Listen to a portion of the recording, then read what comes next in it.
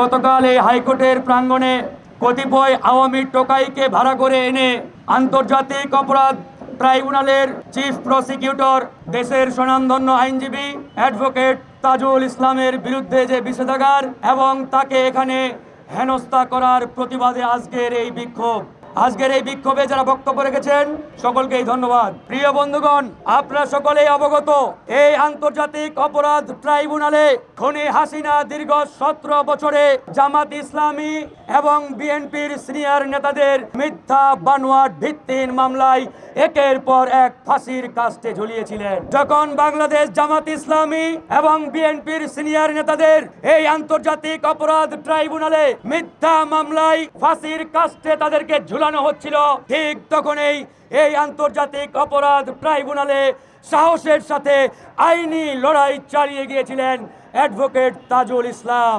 Advocate Tajul ইসলামের আইনি পেশায় প্রায় 30 বছরের অভিজ্ঞতা রয়েছে। এই 30 বছরের যে সুনাম, যে আইনি পেশার অভিজ্ঞতা, এই 30 বছরে আজ পর্যন্ত হাইকোর্ট, সুপ্রিম কোর্টে ন্যূনতম কেউ আঙ্গুল তুলে একটি অভিযোগ এই তাজুল ইসলামের দিকে করতে পারে নাই। কিন্তু গতকাল আমরা দেখেছি এখানে ভারতীয় রয়ের পরিকল্পনায়, ভারতীয় এজেন্ডায় হাসিনা রুহানি সন্তান ডাকসুর সাবেক ভিপি নুরুল হক নূর এই তাজুল ইসলামের বিরুদ্ধে হাইকোর্ট প্রাঙ্গণে বিক্ষোভ করেছে। শুধু সেখানেই সীমাবদ্ধ নয়, এই নুরুল হক নূর এটাও বলেছে তাজুল ইসলামের 2 গালে জুতা মারো তালে তালে। তার কত বড় স্পর্ধা, কত বড় দুঃসাহস, একটা বার চিন্তা করে দেখেন। এই হাইকোর্ট প্রাঙ্গণে আজ পর্যন্ত আইনজীবী ছাড়া কোন রাজনৈতিক দলের নেতা কর্মীদের বিক্ষোভ কিংবা মিছিল করার কোন নজির আমরা পাই নাই।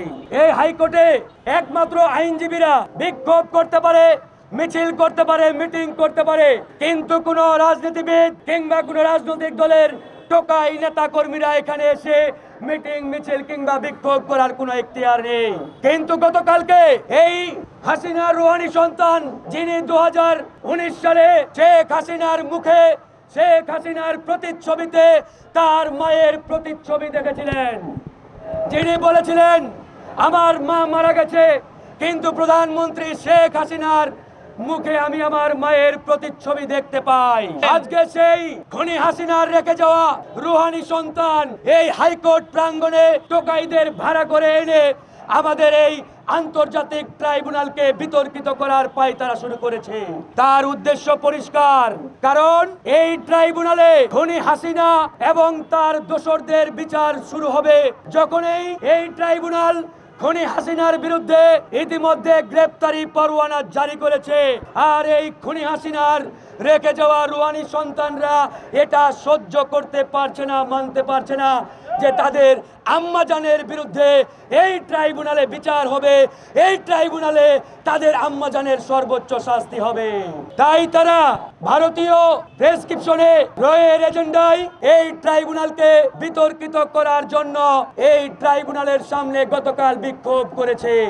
এবং আমরা যতটুকু জেনেছি এই বিক্ষোভের ভিডিও তারা ইন্ডিয়ান হাই কমিশনে পাঠিয়েছে, ইন্ডিয়ান দাদাদের কাছে পাঠিয়েছে এবং ইন্ডিয়ান দাদাদের বলেছে আমরা অলরেডি শুরু করে দিয়েছি। কারণ এই ট্রাইব্যুনালকে বিতর্কিত করতে পারলেই কেবল হাসিনার বিচারের যে প্রক্রিয়া, এই বিচার প্রক্রিয়া বাধাগ্রস্ত হবে। প্রিয় বন্ধুগণ, আমাদের কথা পরিষ্কার, এই ট্রাইব্যুনালকে নিয়ে তারা যে ষড়যন্ত্র এবং চক্রান্ত শুরু করেছে, এই ষড়যন্ত্র এবং চক্রান্তের বিরুদ্ধে সারা বাংলাদেশের ছাত্র সমাজ, রাজনৈতিক দল এবং আইনজীবী বৃন্দ বিক্ষুব্ধ এবং তারা চরম ক্ষুব্ধ হয়ে তীব্র নিন্দা জানিয়েছে। গতকালকের এই ঘটনা কেউই আমরা মানতে পারি নাই। এই ঘটনা ক্ষমার অযোগ্য। এই ঘটনাকে আমরা এদেশের ছাত্র জনতা কোনোভাবেই ক্ষমা করতে পারি না।